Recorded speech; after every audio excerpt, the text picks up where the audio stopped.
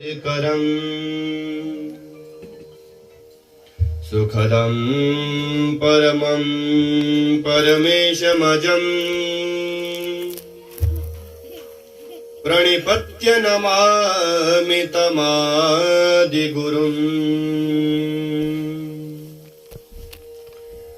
आनन्दमानन्दकरं प्रसन्नं ज्ञानस्वरूपं निजबोधरूपं योगेन्द्रमीड्यं भवरोगवेद्यं श्रीमद्गुरुं नित्यमहं नमामि। गजाननं भूतगणादिसेवितम् कपित्थजम्बो फलचारुभक्षणम्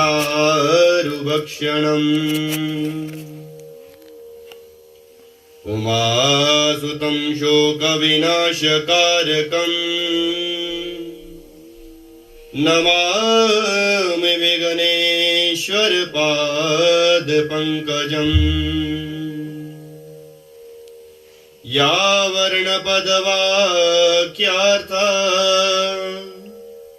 स्वरूपेणैव वर्तते अनादिनिधनानन्ता सा मां पातु सरस्वती। यो अन्तः प्रविश्य मम वाचमिमां प्रसुप्ताम् सञ्जीवयत्यखिलशक्तिधरस्वधाम्ना अन्यास्तहस्तचरणश्रवणात्वगादि प्राणान्नमो भगवते पुरुषाय तुभ्यम्। यस्याङ्के च विभाति भूधरसुता देवापगामस्तके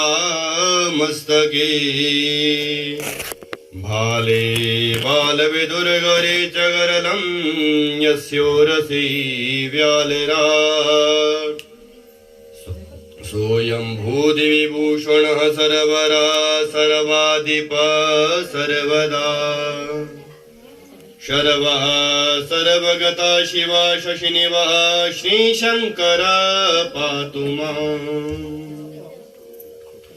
सिन्दूरारुण विग्रह श्रीनयना माणिक्यमौले स्फुरत् तारानायक शेखरां स्मितमुखी मापीन वक्षोरुहाम् पाणिभ्याम् अलिपूर्णरत्नचषकं रक्तोत्पलां बिभ्रतीम् सौम्यां रत्नघटस्थरक्तचरणां ध्यायेत् परामम्बिकाम्। यत्र यत्र रघुनाथ कीर्तनं तत्र तत्र कृतमस्तकाञ्जलिम् बाष्पवारि परिपूर्णलोचनं मारुतिं नमत राक्षसान्तकम्।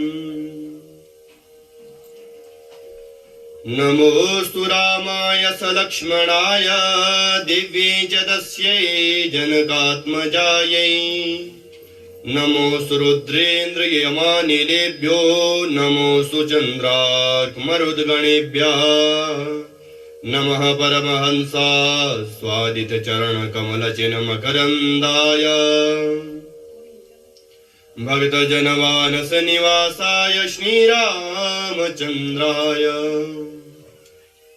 विश्वसर्गविसर्गादि नवलक्षणलक्षितम् श्रीकृष्णाख्यं परं धाम जगद्धाम नमाम तत्। वागीशा यस्य वदने लक्ष्मीर्यस्य च वक्षसि यस्यास्ते हृदये संवित तं नृसिंहमहं भजे। सच्चिदानन्दरूपाय विश्वोत्पत्त्यादिहेतवे तापत्रयविनाशाय श्रीकृष्णाय वयं नुमः। सहना भवतु सहनो भुनक्तु सह वीर्यं करवावहै तेजस्विनावनीतमस्तु मा विद्विषावहै। ओम शांति शांति शांति। ओम श्री राधे जो मेरो स्वामिनी और मैं राधे जी को दास, जन्म जन्म मोहि दीजियो श्री वृंदावन वास। जय जय श्री राधा रमण, जय जय नवल किशोर, जय गोपी चित चोर प्रभु, जय जय माखन चोर। बोल वृंदावन बंके बिहारी लाल की, गणपति जी महाराज की, सियावर रामचंद्र भगवान की, पवन सुत हनुमान की, राधावर कृष्ण चंद्र भगवान की, श्रीमद् भागवत महापुराण की, पुराण पुरुषोत्तम वेद व्यास भगवान की, सदगुरुदेव भगवान की जय जय श्री राधेश्याम। अखंड सच्चिदानंद परब्रह्म परमात्मा परात्पर अखिलेश्वर अखानन करुणाकर करुणावरुणालय भक्तबांधा वाछा पारिजात कल्पतरु नित्य उपासनीय अर्चनीय वंदनीय श्री गुरु चरणारविंद, हिमाचल प्रदेश के आराध्य देव देवादिदेव भगवान आशुतोष श्री शंकर भगवान के पवित्र चरण कमल, नित्य उपासनीय ब्रह्मांड भांडोदरी राजराजेश्वरी पराम्बा जगदम्बिका कृपामयी करुणामयी त्रिपुर सुंदरी के पवित्र चरण कमल, मनसा गोचर इंद्रिय हरस्व लघु गुरु वर्जित रूप वर्जित अनंत स्वरूप परमानंद स्वरूप सच्चिदानंद स्वरूप सकल कलिमल नाशक सगुण साकार श्री कृष्ण चंद्र की प्रत्यक्ष वांगमय मूर्ति श्रीमद् भागवत महापुराण मंडल में आवाहित स्थापित एवं पूजित समस्त देवता गणों के चरणों में प्रणति पुष्पांजलि करते हुए तपस्वी विद्वद वर्ग आचार्य वर्ग ऋत्विज वर्ग समस्त देव वर्ग पितृवर्ग एवं कल्प कल्पांतर युग युगांतर जन्म जन्मांतर के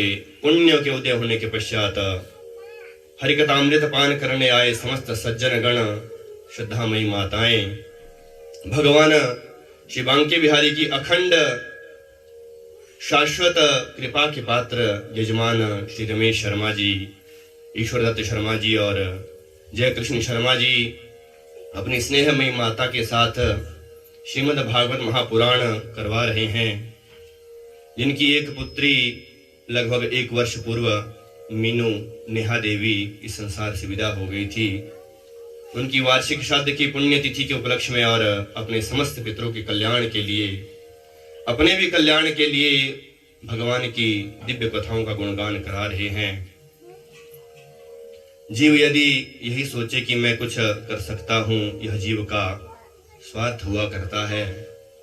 भगवान की जब कृपा जीव के ऊपर मिला करती है और पितरों का जब आशीर्वाद होता है, तभी ऐसे ऐसे सत्संग घर में हुआ करते हैं। आइए कथा में प्रवेश करने से पूर्व अपनी वाणी और को पवित्र करते हुए भगवान का सुंदर नाम सुमिरन करते हैं। बोल वृंदावन बिहारी लाल की।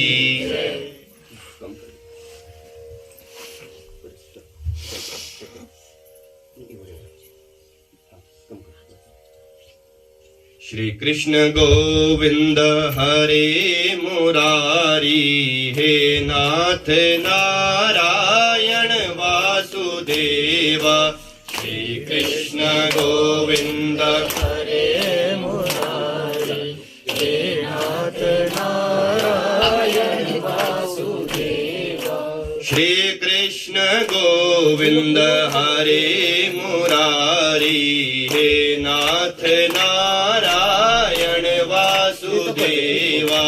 श्री कृष्ण गोविंद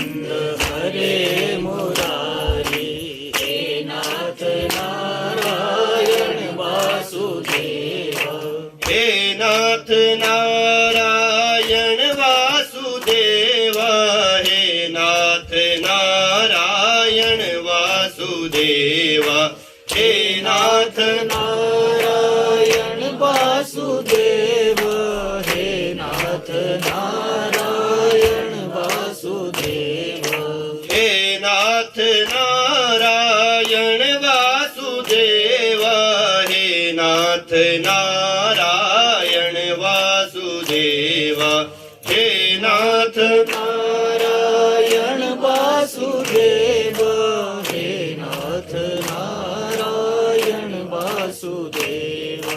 श्री कृष्ण गोविंद हरे मुरारी, हे नाथ नारायण वासुदेव, श्री कृष्ण गोविंद हरे मुरारी, हे नाथ नारायण वासुदेव।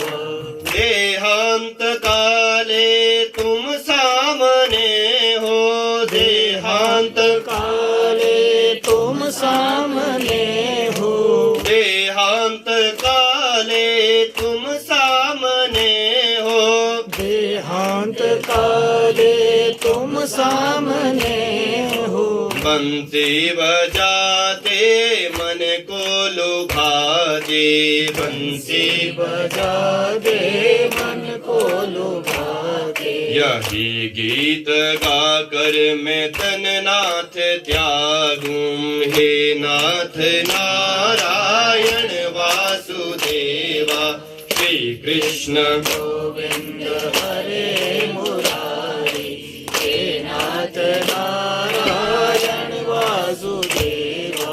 श्री कृष्ण गोविंद हरे मुरारी, हे नाथ नारायण वासुदेवा, श्री कृष्ण गोविंद हरे मुरारी, हे नाथ नारायण वासुदेवा।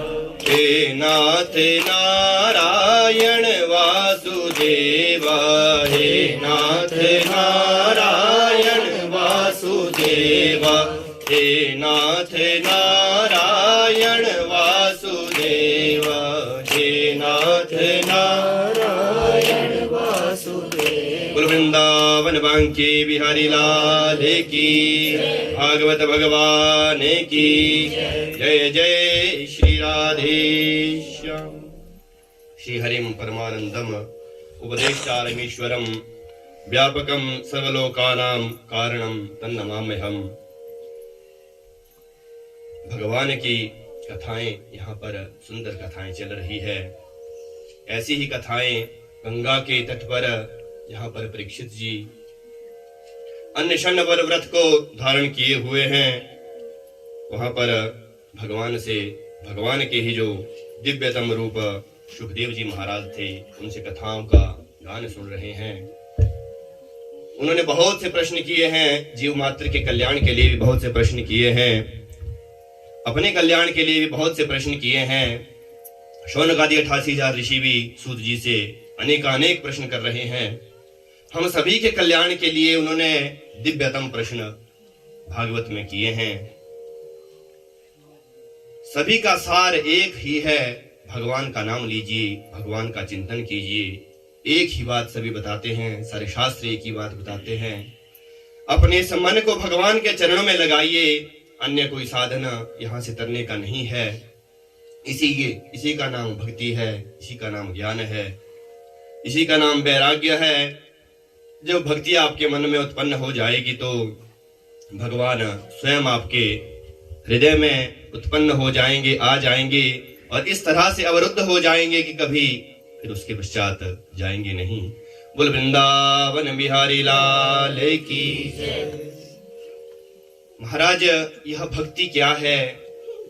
भक्ति से ही क्यों भगवान प्रसन्न होते हैं? ऐसे बहुत से प्रश्न किए हैं। कोई कहे कि महाराज हम इतने पढ़े लिखे हैं, हमने इतनी इतनी डिग्रियां की हुई है, परंतु डिग्रियां करने से भी क्या लाभ है? वह एक गजेंद्र कौन से यूनिवर्सिटी में, कौन से स्कूल में गया था, जिसने केवल एक पुष्प भगवान के चरणों में अर्पण कर दिया था, भगवान वहां पर पहुंच गए थे, गजेंद्र का मोक्ष हुआ था। यदि कोई कहते हैं कि महाराज ब्राह्मणों को ही भगवान मिला करते हैं, तो ऐसा भी नहीं है, भगवान सभी को मिला करते हैं। ऐसे विदुर जी तो एक दासी के पुत्र थे, उन्हें भी भगवान मिले हैं। कोई कहे कि उच्चतम जाति को भगवान मिला करते हैं, तो शबरी की क्या जाति थी? शबरी की क्या जाति थी, उन्हें भी भगवान का साक्षात्कार हुआ है। कोई कहे कि पहलवानों को भगवान मिला करते हैं, तो उग्रसेन जी कौन सी पहलवान थे, फिर भी उन्हें भगवान का साक्षात्कार हुआ था। कोई यह समझे कि धनवानों को मिलते हैं, निर्धनों को नहीं मिलते, ऐसा भी नहीं है। सुदामा जी कौन से धनवान थे, उन्हें भी भगवान की प्राप्ति हुई है। कोई यह समझे कि सुंदरता के मध्य में कोई चूर है, उसे भगवान मिलेंगे, ऐसा भी नहीं है। कुब्जा कौन सी इतनी सुंदर थी, फिर भी उसे भगवान की प्राप्ति हुई है। केवल एक ही कारण भगवान को प्राप्त करने का है, वह है भक्त्या तुष्यति। भक्ति से ही केवल भगवान मिला करते हैं, अन्य कोई भी साधन भगवान की प्राप्ति का नहीं है। बोल वृंदावन बिहारी लाल की जय। भगवान पृथ्वी की कल कथा हमने सुनी थी। सनकादि ऋषियों के साथ पृथ्वी जी का साक्षात्कार हुआ है। बहुत से भगवत विषयक प्रश्न पूछे गए हैं और पृथ्वी जी के संवाद के पश्चात पृथ्वी जी अपने धाम को चले गए, भगवान के ही रूप थे। तदनंतर प्राचीन बरही नामक उनके बहुत से पुत्र हुए हैं। प्राचीन बरही के 10 पुत्र हुए हैं, जो प्रचितागण के नाम से प्रसिद्ध हुए। ऐसे प्राचीन बरही जो है वो अपने यज्ञों में बहुत से बलि किया करते थे। यज्ञ तो बहुत करवाते थे, परंतु बलिदान बहुत अधिक कर दिया करते थे। यज्ञों में बलिदान जब इस तरह से वह करने लगे, एक दिन नारद जी का संवाद हुआ, महाराज मैं इतने इतने यज्ञ करता हूं, मुझे तो भगवान की प्राप्ति हो जानी चाहिए।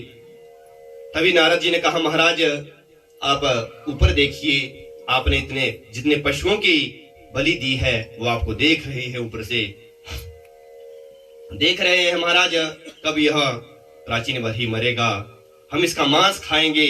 जिस तरह से हमें इसने काटा था वैसे ही हम भी इसे काटेंगे। महाराज तिल मिला गए, मैंने तो यज्ञों के लिए पशु की बलि की थी, आज ये पशु मुझे देख के क्यों देख ऐसा प्रतीत हो रहा है, ऐसा देख रहे हैं। महाराज नारद जी ने कहा, जो बलि प्रथा भी वेदों में आई है वो प्रवृत्ति परक नहीं है, निवृत्ति परक है। जिन लोगों के, जिन प्राणियों के बिना मांस खाए अपना मन शांत नहीं होता था, ऐसे कुछ जीवों के लिए वहां पर पशु बलि का विधान बताया गया है कि यदि अमुक कर्म करेंगे, अमुक यज्ञ करेंगे तो अमुक पशु का बलिदान करें। जब वह यज्ञ कभी होगा, साल 2 साल 10 साल 50 सालों में, तब वह एक पशु का बलिदान कर दिया था। तो जो नित्य की पशु हिंसा थी वह तो बंद हो गई। यह प्रवृत्ति परक नहीं है, निवृत्ति परक पशु बलिदान हुआ करता है। प्राचीन बरही ने कहा, महाराज अब मैं क्या करूं, मैंने तो इतने इतने यज्ञ किए हैं, इतने दान किए हैं, इन दान के कारण मुझे भगवान का क्या साक्षात्कार नहीं होगा? नारद जी ने कहा, महाराज ऐसा नहीं है, तुम एक कथा मुझसे सुन लो, उस कथा का जब तुम चिंतन करोगे तो तुम्हारा कल्याण हो जाएगा। 2 मित्र थे, अभिज्ञात और पुरंजन। ऐसे 2 मित्र बहुत प्रेम से रहा करते थे, अपने घर में रहा करते थे। एक दिन पुरंजन घूमने के लिए निकला। अभिज्ञात ने कहा, महाराज यहीं पर रहो, कहां घूमने जाना है, घूमने से क्या लाभ है? पुरंजन जब नहीं माना तो वहां से वह घूमने के लिए चला गया। अनेकानेक लाखों शहर उसने घूम डाले। जब उसने ऐसे बहुत से लाखों शहर घूम डाले तो उसे कहीं भी शांति नहीं मिली। तब एक 9 दरवाजों की एक पूरी एक महल उसे दिखा, जहां पर एक बहुत सुंदर स्त्री रहा करती थी। उसके 10 सैनिक थे, एक उसका सेनापति था और एक 5 फण का नाग उसकी उस महल की रक्षा किया करता था। जब ऐसा इसने देखा तो पुरंजन वहां पर रुक गया। देखा, हे देवी, आपका परिचय क्या है, आप कौन है? जब उनका परिचय हुआ तो कहा कि मैं देवी हूं, एक मैं इस महल में रहा करती हूं। ये मेरे 10 सैनिक है, 9 दरवाजों का एक यह बड़ा दिव्यतम महल है, यहां पर मैं रहती हूं। एक मेरा सेनापति है, एक मेरा 5 फणों का नाग इस महल की रक्षा किया करता है। तभी पुरंजन सोचने लगा कि मैं इस देवी से विवाह का प्रस्ताव रखता हूं, शायद यह मान ले। पुरंजन ने ऐसा प्रस्ताव जब उस देवी के सामने रखा तो देवी ने कहा, ठीक है, मैं आपसे विवाह कर लूंगी, परंतु आप मेरी एक शर्त है कि आपको यहीं मेरे पास रहना पड़ेगा। पुरंजन मान गया। ठीक है देवी, मैं आपके साथ रह लूंगा। बड़े धूमधाम से उनका विवाह हुआ। अब पुरंजन इतना मस्त उस देवी के प्रेम में हो गया कि पुरंजनी नाचे तो पुरंजन नाचे, जब पुरंजनी खाए उसका पुरंजनी नाम बन गया, क्योंकि पुरंजन की पत्नी थी तो पुरंजनी उसका नाम बन गया। अब जब पुरंजनी खाए तो पुरंजन खाए, पुरंजनी रोए तो पुरंजन रोए।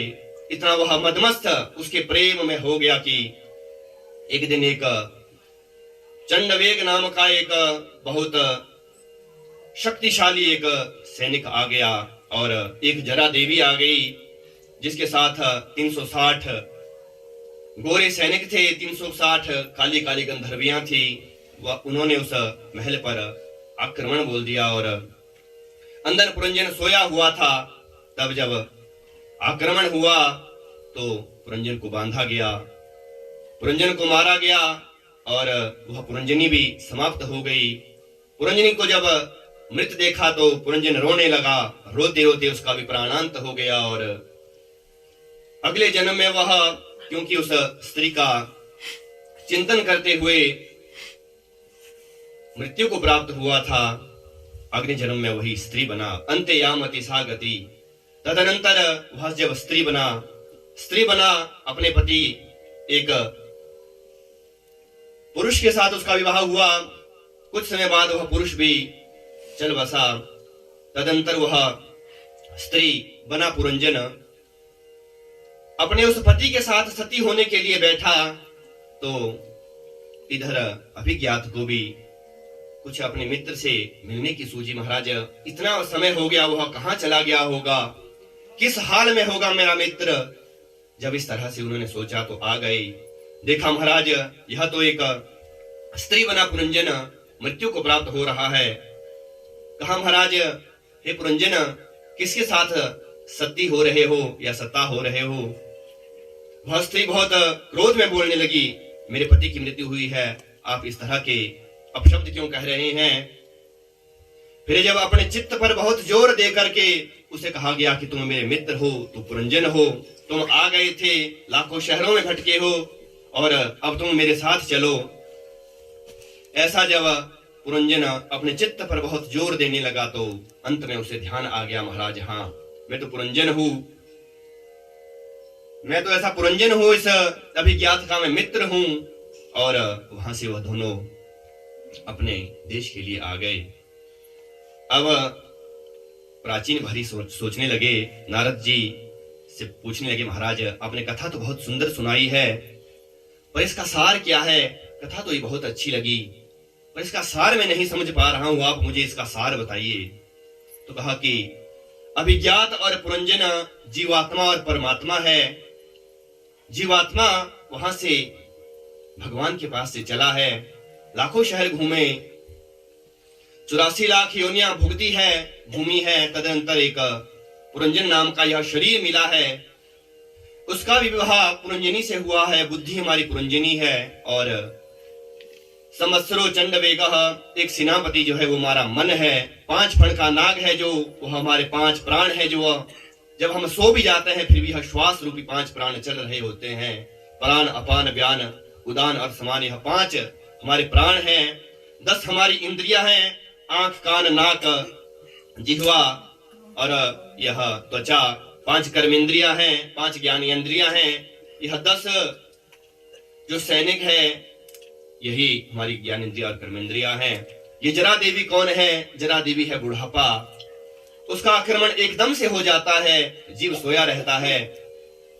आपको बहुत सी अपने तिथियां याद होगी, जन्म की तिथियां याद होगी, कौन सी तिथि में विवाह हुआ वो भी याद होगा, परंतु आप कब बूढ़े हुए ऐसा किसी को ध्यान नहीं होगा।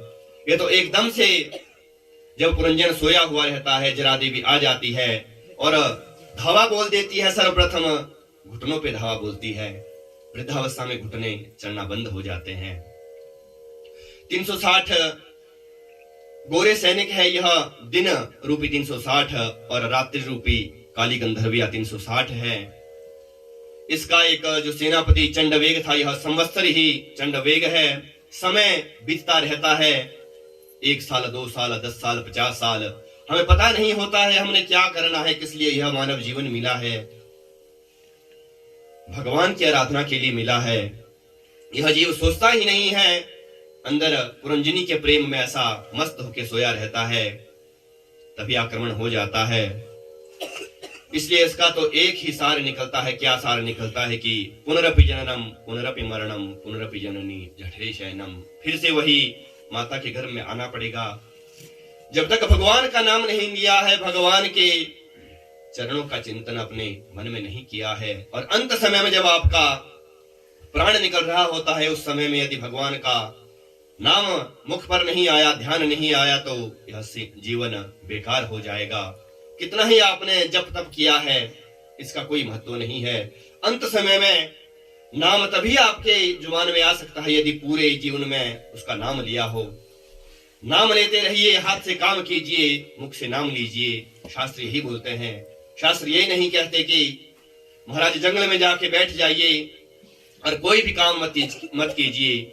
जब कर्म नहीं करेंगे तो फल भी कहां से मिलेगा। कर्म तो आपको करना पड़ेगा, परंतु कर्म करते हुए भी जो आगे के लिए कर्म ना बन सके, यह चक्कर ना दोबारा आ सके, ऐसा ध्यान करते हुए इसमें 2 ही शर्तें हैं। कर्म निष्काम करो और कर्म शुभ करो। जब कर्म आप शुभ करेंगे तो वह प्रारब्ध नहीं बनेंगे, भगवान की प्राप्ति के लिए होंगे। निष्काम जब कर्म करेंगे तो उसका बिना फल की इच्छा से जब कर्म करेंगे तो फल तो मिलेगा ही, क्योंकि कर्म किया है उसका फल तो मिलेगा। परंतु जब मन में उसकी लालसा नहीं होगी तो भगवान की प्राप्ति हो सकती है। यही इस कथा का सार है।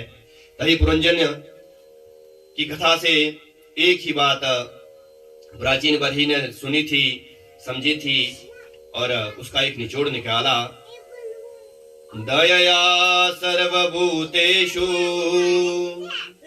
संतुष्ट्या येन केन वा सर्वेन्द्रियोपशान्त्या च तुष्यन्त्याशु जनार्दन। यह 3 बातें अपने मन में धारण कर लीजिए। ये 3 बातें क्या हैं? दया सर्वभूतेषु, सभी जीवों पर दया करनी है, और संतुष्टिया येन केन वा, हर स्थिति में हर समय में संतोष अपने मन में रखना है, संतुष्टि रखनी है। भगवान ने जो दिया है वो इतना काफी है, हमें इससे अधिक चाहिए भी नहीं। ऐसा संतोष मन में रखना है। कर्म करते रहना है, फल की इच्छा नहीं करनी है। और सर्वेंद्रियोपशांत्या च, अपनी इंद्रियों को थोड़ा सा शांत रखना है। जब आप इन 3 रास्तों पर चलेंगे, मन में दया होगी, मन में संतुष्टि होगी, और इंद्रियों को थोड़ा सा जीत लेंगे, तदनंतर तुष्यंताशु जनार्दनः, जनार्दनः आशु तुष्यंती, शीघ्र ही भगवान जो हरि है, भगवान नारायण है, आपसे संतोष कर लेंगे, आपके मन में अपने चरणों को बिठा लेंगे। बोल वृंदावन बिहारी लाल की। इस कथा का यही सार है। प्राचीन बरही के बहुत से जो पुत्र हुए, नारद जी ने उन्हें भी निवृत्ति के मार्ग में लगा दिया। तदनंतर उसके पश्चात राजा भरत जी का चरित्र आया है। राजा भरत बड़े ही प्रतापी राजा हुए हैं। भरत जी का तीन जन्म तक, ऋषभदेव जी के पुत्र थे भरत, इनका 3 जन्म तक, क्योंकि इनके मरते हुए एक मृग शावक की इनकी मन में ऐसे रह गई थी कि ये मेरा मृग शावक है। और जब मरते हुए मृग शावक का ध्यान रहा, एक मृग का ध्यान रहा, तदनंतर उन्हें फिर से मृग बनना पड़ा। मृग बनने के पश्चात भी उनके भगवान की प्राप्ति का जो सार था, भगवान की प्राप्ति जो जिस तरह से होती है, वह उनके मन में बना रहा है कि मैं मृग बन गया, एक मृग शावक के चलते तदनंतर मृग का शरीर भी छूटा और उसके पश्चात एक ब्राह्मण के घर में जन्म हुआ है। अब पहले से ही इतने मदमस्त हैं, कुछ मुंह से बोलते नहीं हैं। सबने नाम जड़भरत रखिया। जड़भरत जी का चरित्र आया है। भरत जी का रहुगण के साथ संवाद हुआ है, ऐसा दिव्य संवाद हुआ है। रहुगण एक सिंधु सौवीर देश का राजा था, वह भगवान की प्राप्ति के लिए जा रहा था। तदनंतर इनसे साक्षात्कार हुआ। वह मृग ही अगले जन्म में इनके सत्संग के कारण रहुगण बना था, राजा बना था। इनका सत्संग हुआ। रहुगण ने कहा, महाराज मुझे ऐसा लग रहा है कि जैसे एक बटलोही के नीचे हम आग लगाते हैं, उसमें हम जब चावल डालते हैं तो वह बटलोही की आग उस चावल को गर्म करती है, उस जल को गर्म करती है। जल के अंदर जो चावल है वो पक जाता है। फिर जब यह जीवात्मा हमारे अंदर रहा करता है, हमें कहीं चोट लगती है तो मन को दुख होता है, तो मन का दुख क्या उस आत्मा को नहीं हुआ करता? आप हमें बताइए। आत्म विषय का प्रश्न किए हैं। कथा तो बहुत लंबी चौड़ी है, सार यही है कि आत्म विषय का प्रश्न किया है। उन्होंने कहा, हे राहुगण, तू है तो मूर्ख, परंतु विद्वानों के पास बैठ बैठ के तुझे अच्छा बोलना आ गया है। तुम अग्नि, जल, बटलोही और चावल, इनका जो यह उदाहरण दे रहे हो, हम भी घर में चावल बनाते हैं, तो जब अग्नि जलाते हैं तो चावल को पकते देर नहीं लगती। परंतु यह आत्मा जो है, क्या तुमने इसे देख रखा है कभी? आत्मा तो एक आकाश रूपी तत्व है, निर्गुण है, निराकार है। इसके ऊपर तुम सगुण साकार के रूप नहीं घटा सकते, तुम इसे छू नहीं सकते, तुम इसे गीला नहीं कर सकते। नैनम छिन्नन्ति शस्त्राणि नैनम दहति पावक, गीता भी कहती है। जीवात्मा रूपी यह एक रोशनी हमारे अंदर है, जिस दिन यह रोशनी चली जाएगी यह शरीर जड़ हो जाएगा। फिर घर वाले भी यही कहेंगे, महाराज इस शरीर को ले जाओ, इस शव को ले जाओ। कोई इसे जीव नहीं कहेगा, क्योंकि वह जीवात्मा रूपी वहां से उड़ गया है। बोल वृंदावन बिहारी लाल की। रहुगण का संवाद हुआ है। भूगोल खगोल का वर्णन आया है। सात हमारे द्वीप हैं, उसके मध्य में जम्बू द्वीप है जहां पर हम रहा करते हैं। इसके 9 खंड हैं। इलावृत, किम पुरुष, रम्य, हरिनवत, हरिनवन, केतुमाल, हरिवर्ष, उत्तर कुरु, भद्राश्वर, अजनाभ। अजनाभ खंड हमारा भारत है। भारत हमारा नाम, हमारे देश का नाम भारत था, हिंदुस्तान था। यह तो विधर्मियों ने इसका कुछ भी नाम रख दिया है, अन्यथा भारत का नाम तो भा कहते हैं भक्ति को, और रत कहते हैं जहां पर जीव भगवान की भक्ति में रत रहा करते थे। ऐसा यह भारत देश था। 3 भरत इस देश में हुए हैं, जिनके नाम से इसका देश का नाम भारत पड़ा है। देवता लोग भी यहाँ आने से कतराते हैं, क्योंकि देवताओं के लिए भी यह सुलभ, यहाँ आना सुलभ नहीं है। आपको ज्ञात होगा, मैंने उस दिन भी कहा था कि देवता सुधा के कुंभ को लेकर आ गए थे, यह कथा रूपी अमृत को प्राप्त करने के लिए। स्वर्ग का दुर्लभ अमृत लेकर भी जब भगवान की इस कथा को वो प्राप्त नहीं कर पाए, तो आप विचार कीजिए कि यह कथा, इस कथा का कितना मूल्य होगा। तदनंतर देवता लोग क्या कहते हैं? अहो अमीशाम किमकारी शोभनम प्रसन्न हेशा विदुत स्वयं हरि ये जन्म लब्धा निब भारताजिने मुकुंद सेवा पैकम स्प्रियाहिनः। देवता लोग भी हमसे स्प्रिया करते हैं, ईर्ष्या करते हैं कि इन लोगों ने क्या कर्म किया होगा, जो इनको यह कथा, भागवत की कथा इस संसार में मिल रही है, सुनने को मिल रही है। हमारे तो ऐसे कर्म है नहीं कि हम भगवान की इन कथाओं को सुन सके। ऐसी स्पृहा जो है वो देवता किया करते हैं। इस रस के आगे बड़े बड़े रस फीके हैं। मोक्ष तक भी ऋषि मुनि नहीं चाहते, क्योंकि मोक्ष के बाद ना यथा कथा रसम तत्र वैकुंठे नास्त्यम रसः, वैकुंठ में भी यह रस नहीं है, कैलाश में यह रस नहीं है, देवलोक में यह रस नहीं है, ब्रह्मलोक में यह रस नहीं है, केवल भारत भूमि में रस है। अन्य देशों में भी यह रस नहीं है। कभी कभी कई लोग प्रश्न करते हैं, महाराज भगवान का जो जन्म हुआ है वो भारत में ही क्यों हुआ है? जितने भी जन्म हुए वो भारत में ही क्यों हुए हैं, अन्य देशों में क्यों नहीं हुए? तो भारत जो है वो इस सारे विश्व का हृदय है। यदि आपकी एक उंगली कट जाए तो उंगली के बिना भी आप रह सकते हैं, परंतु यदि हृदय ही आपका अवरुद्ध हो गया तो सारा शरीर बेकार हो जाएगा। यह जो शरीर है हमारा, इसमें जो यह हृदय है, यही भारत हमारे पूर्व विश्व में रहा करता है। बोल वृंदावन बिहारी लाल की। 7 लोक ऊपर के हैं, अतल वितल सुतल तलातल महातल रसातल और पाताल, यह 7 लोक नीचे के हैं। भू भुव स्व महाजन तपा और सत्य, यह 7 लोक ऊपर के हैं। 9 ग्रह हैं, इनकी गति विगति उल्का नक्षत्र पात इत्यादि बहुत दिव्य यहाँ पर उपदेश भूगोल और खगोल का किया है। हमारा यह संसार कैसा है, कितना है, संपूर्ण यह ब्रह्मांड है। 50 करोड़ योजन विस्तीर्ण यह ब्रह्मांड है।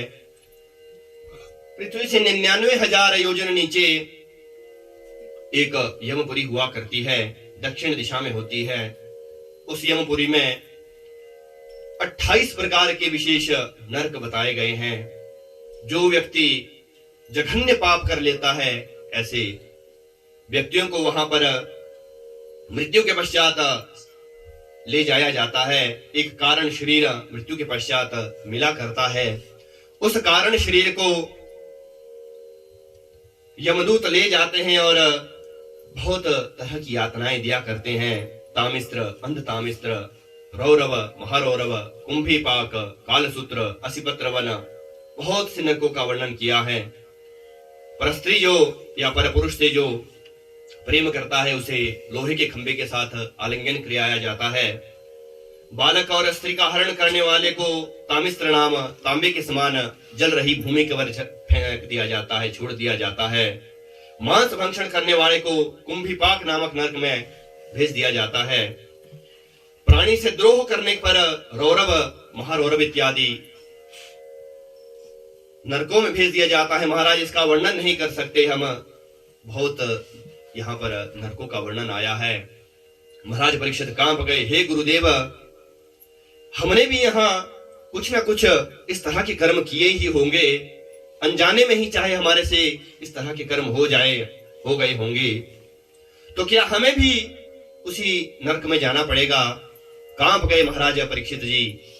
तब यहाँ पर 6ठे स्कंद में पोषण तदनुग्रह, पोषण रूप इस 6ठे स्कंद को कहा गया है।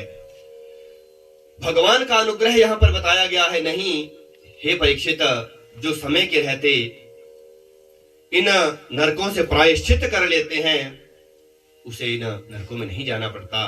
महाराज वह प्रायश्चित क्या है? यदि किसी कारणवश आपसे कोई पाप हो जाए तो शास्त्रों में बहुत से प्रायश्चित बताए गए हैं। तपसा ब्रह्मचर्येण शमेन च दमेन च त्यागेन सत्य शौचाभ्याम यमेन नियमेन च। इन कारणों से भी, इन प्रायश्चितों से भी कुछ प्रायश्चित हो जाते हैं जिससे इन नरकों में नहीं जाना पड़ता। बहुत से प्रायश्चित शास्त्रों में बताए गए हैं। महाराज एक एक प्रायश्चित क्या बता रहे हैं, बहुत से प्रायश्चित यहाँ पर परीक्षित जी के लिए बताए हैं। अब महाराज कहने लगे कि कुछ ऐसा आप प्रायश्चित बताइए कि मैं जो सस्ता भी हो और सबसे अच्छा भी हो। तभी यहाँ पर अजामिलोपाख्यान बताया है। केचिद केवलया भक्त्या वासुदेव परायण अगम धुन्नन्ति कार्त्रेण निहारमिव भास्कर। केचिद केवलया भक्त्या वासुदेव परायणः, भगवान की वासुदेव की ऐसी भक्ति है, ऐसा यह साबुन है कि आपके पाप रूपी जितने भी पंख लगे हैं, कीचड़ लगे हैं, वह ऐसा साबुन है जो उसे धोकर साफ कर देता है। पाप इतने प्रबल नहीं है जितना प्रबल भगवान का एक नाम नारायण नाम है। जैसे सूर्य भगवान एक ही है, सारे संसार का वह अंधकार दूर कर दिया करते हैं, ऐसे ही यह भगवान का नाम है कि हमारे मन में जितनी भी पाप की कलुषा लगी हुई है, कालिमा लगी हुई है, हमारे मन को जिस कालिमा ने ढक रखा है, भगवान का ऐसा नाम है, सुंदर नाम है कि इस मन को वह स्वच्छ और साफ कर देता है। पूरे जीवन में भी इतने पाप मनुष्य कर नहीं सकता। भगवान का एक नाम तारने के लिए बहुत है, नाम की बहुत दिव्य महिमा बताई गई है। तभी एक उपाख्यान बताते हैं कि कान्य कुब्जे दुजा कश्ये दासे पतिरजामिला नामना नष्ट सदाचारो दास्या संसर्ग दूषिता। एक कान्य कुब्ज नामक देश में एक अजामिल नाम का एक ब्राह्मण रहा करता था। वह अजामिल ब्राह्मण बहुत भगवान की अभ्यर्चना किया करता था, वेद शास्त्र पुराण उसे कंठस्थ थे। अपनी पत्नी और पुत्रों के साथ वह बड़े प्रेम से रहा करता था और श्रौत स्मार्त इत्यादि जितने भी कर्म बताए गए हैं उसे वह किया करता था। संध्या करता था, वंदन करता था, हवन करता था, अग्निहोत्र करता था। ऐसा यह ब्राह्मण एक दिन लकड़ी लाने के लिए जंगल में जाता है। लकड़ी लाने के लिए जब जंगल में गया तो वहां पर एक जार पुरुष को एक स्त्री से रत देखा जो आपस में अटखेलियां कर रहे थे। उस एक दृश्य के कारण इसका मन बदल गया और वहां से वह उस स्त्री के साथ ही चला गया। कहा, हे देवी, तुम मुझसे विवाह कर लो।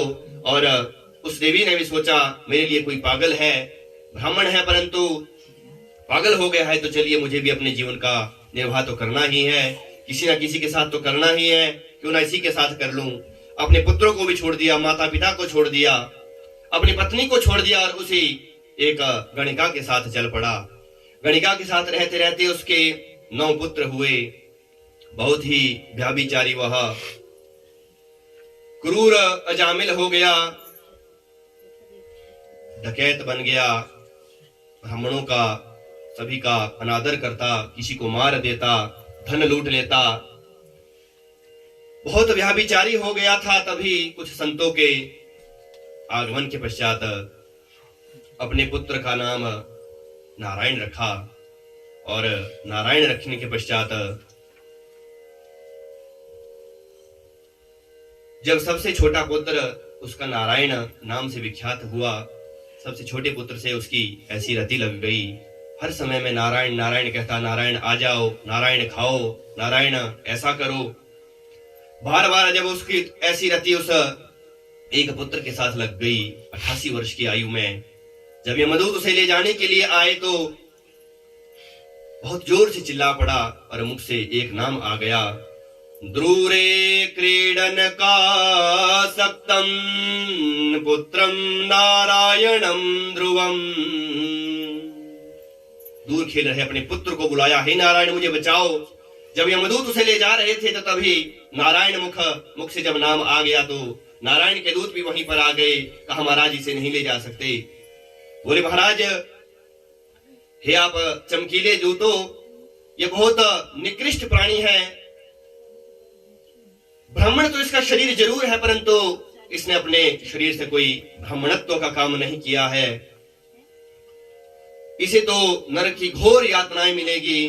तभी नारायण के दूतों ने कहा, महाराज इसने प्रायश्चित भी तो किया है, भगवान का नाम, मंगल नाम जो इसने लिया है, यह सारे पापों के ऊपर पर्दा डाल देता है, इसे तो हम अपने वैकुंठ की तरफ ले जाएंगे।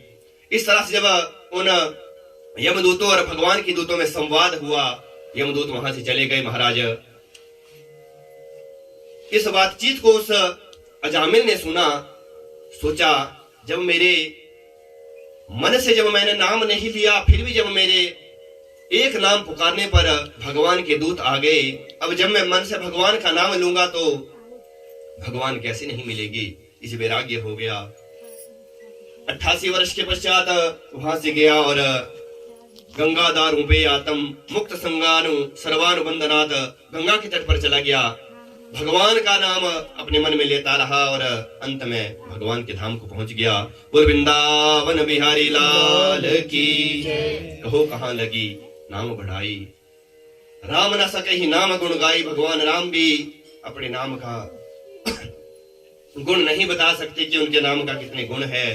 तभी यमदूतों ने अपना यमपाश जाकर यमराज जी के पास फेंक दिया। महाराज अब हमारा कोई काम नहीं है, हम एक ऐसे ऐसे प्राणी को लाने गए थे जिसने पूरे जीवन जो है वो कुकर्म किए थे, कोई भी सत्कर्म नहीं किया था। वहां पर कोई गोरे गोरे दो दूत आ गए, उन्होंने हमें मार के भगा दिया, तो क्या हम क्या करें, हम वह किस नारायण का नाम ले रहे थे। जब ऐसा नारायण नाम सुना तो यमदूत ने यमराज जी ने अपने दूतों के मुंह पर हाथ रख दिया। बस बस महाराज, इस मंगलमय नाम को यहाँ ना ही लो तो अच्छा है, इतने यहाँ पर पापी घूम रहे हैं, किसी ने सुन लिया तो एक नाम से वह तर जाया करेंगे। भगवान का यह ऐसा नाम है कि जिसके एकमात्र नाम लेने से भगवान की प्राप्ति हो जाती है। महाराज क्या आप कपोल कल्पना से बोल रहे हैं अथवा कोई इसका जानकार भी है?